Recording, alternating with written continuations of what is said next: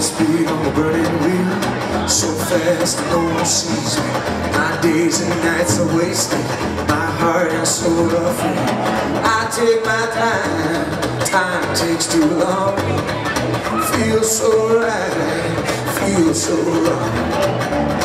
I take my time, time takes too long. I'm here for Wired at Shoreditch House with Jack Savoretti. Thank you very much for joining us, Jack. How are you doing today? Thank you for having me. I'm good. I'm good. Good First stuff. time here, so good. We're in the bowling alley. Very nice place I know, to it's be. very intimate. We've got. I've been reading up about you a little bit online, and it says that you first started playing guitar when you were 16, and you know, by a lot of standards, that's quite late. What got you into it? I was an old man when I started. A very wise old man.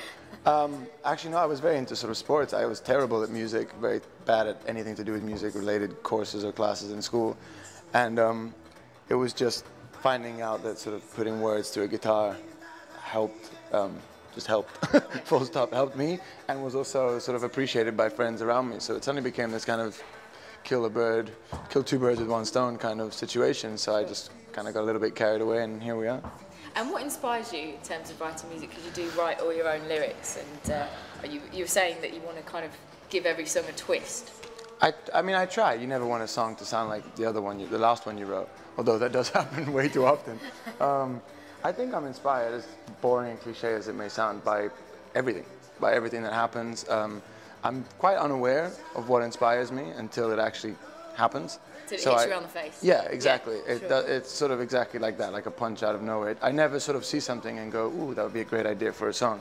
Yeah. I just find myself sitting in a room writing a song, and then I go, wonder where that came from. And then if I sort of spend a second to think about it, yeah, I can figure it out. But otherwise, it's all pretty, it's kind of like picking up pieces of junk you didn't know you threw away.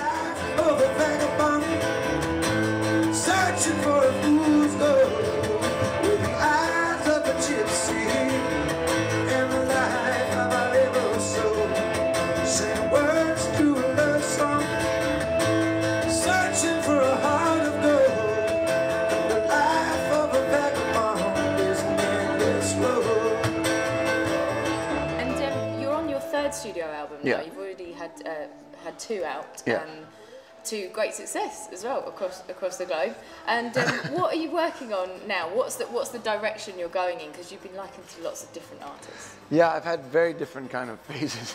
The first album I made very young, so it was a patchwork of ideas and tunes and I guess identities. I still really didn't have any idea who I was, or I still don't have much of an idea, but I really had no idea back then.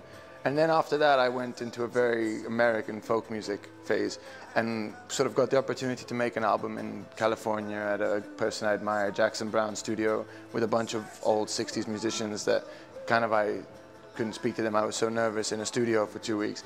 And we made the album I've kind of always wanted to make, but I probably should have made in 30 years. That's such a privilege, though, to be able to work with people. Amazing. It was kind of a tick off the box a little bit too soon, though. So I don't think I was ready. But luckily, I think the material kind of got me through the situation rather than my experience. And now I'm just trying to make an album that's fun. I'm just trying to have fun with this again, and it's almost like starting all over again.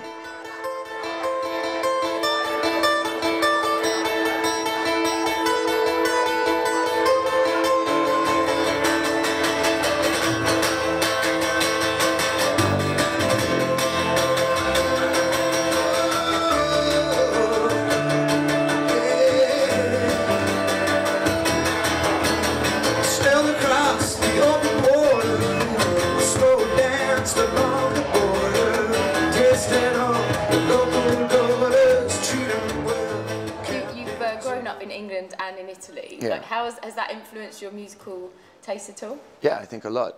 I've grown up also in Switzerland, and I went to an American school, so a lot of my friends were American and quite international. So I've never had to fit into a box. Yeah. Personally. I never grew up in a city where you had to be that kind of person or you were that kind of person. I was quite fortunate in that sense. I was always allowed to sort of every year make a new friend from a new city or from a new country, from a new culture completely. So it always let me feel that it was okay, yeah, to continuously change. You don't have to be something. So yeah, in that respect, I think I was fortunate, and that obviously influences who I am, and who I am influences everything I do. Music, so, yeah, exactly. And your accent's quite a mixture as well. What accent do you sing in?